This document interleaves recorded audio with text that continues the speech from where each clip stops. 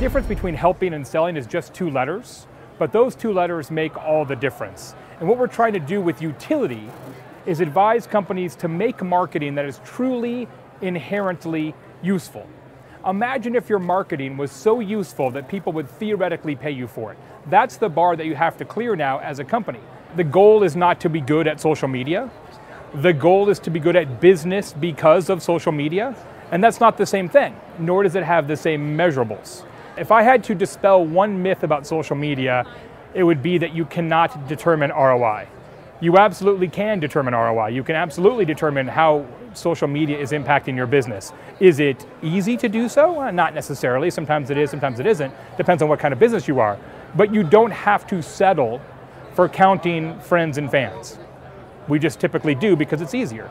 Well, one of the challenges about calculating ROI for social media, and to some degree content marketing as well, is that people tend to want to try and calculate it at sort of the umbrella level, and you can't really do that because social media is really a composition of a bunch of different programs in your company. You've got a Facebook program, presumably, a Twitter program, a blogging program, an Instagram program, social media customer service, et cetera, customer insights from social. So what you have to do is calculate the ROI of each individual program and then roll it together into a unified number that tracks back to business objectives.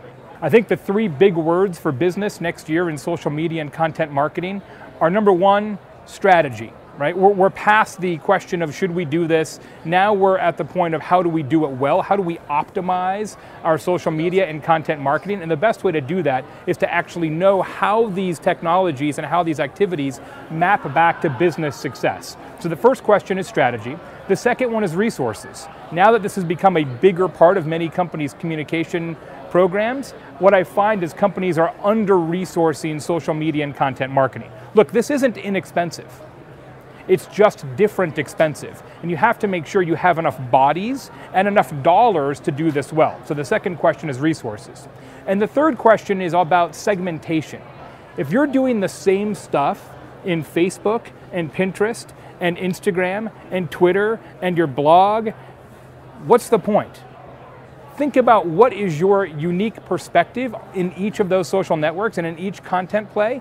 What audience are you trying to reach in Pinterest versus what audience are you trying to reach in Instagram? What is your different editorial calendar in each of these social networks? The third big question for 2013 is going to be around segmentation and doing something unique and different in each of the places where your company has a presence.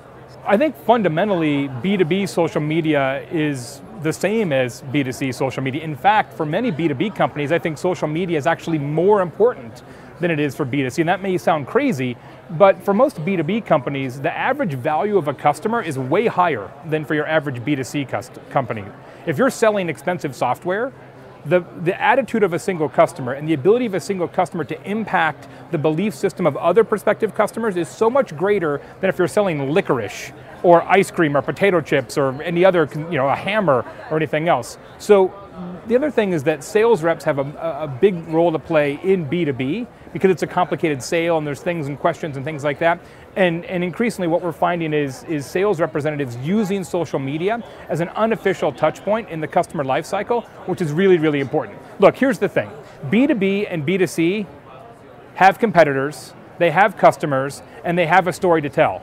Therefore, they should be using social media and content marketing. Yeah, my first book, The Now Revolution, 7 Shifts to Make Your Company Faster, Smarter, and More Social, came out in February 2010. The nice thing about that book is my co-author Amber Naslund and I wrote it very intentionally so that it would have a shelf life. It's scary to write a book, right, about social media, and you think, wow, this book is out and now 2 days later it's out of print and out of date and doesn't make any sense. We very carefully wrote it so that there was really nothing in there that was date specific, right? It's not talking about specific tools. So I actually just reread it the other day and it's very, very relevant today. In fact, I think in some ways the book is more relevant today because people are more ready for that message, which is really all about, you know what?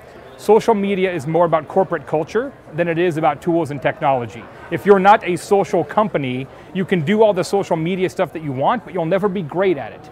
You'll just be okay at it. And it really is about your leadership and your employees and giving them the freedom to participate with your customers off script. It's about empowerment. Like you can't have a command and control structure around social media for a big, huge multinational corporation. It doesn't work that way. That hub and spoke thing breaks down. No one can be on top of that many things. So you have to enable your employees in different divisions in different parts of the world to be able to use social media to communicate with customers and prospects effectively, and you have to trust those employees to make the right decision right now. Right? You can't call a committee meeting every time somebody tweets something about you and say, what should we do about this? Because by the time you send out the meeting request, it's over. So it's all about empowerment. It's about allowing your employees to make the right decision.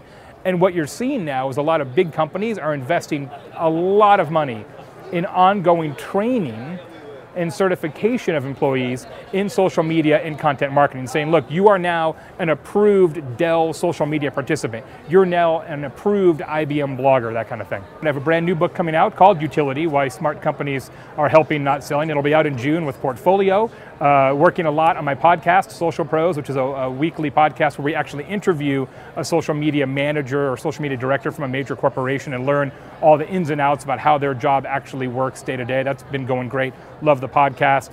Lots of travel, more blogging, lots of consulting projects all across the world helping companies figure this stuff out. It beats breaking rocks, that's for sure. You can just Google Jay Baer or go to jbaer.com, or my company and my blog is convinceandconvert.com. Thank you very much. You bet, thanks.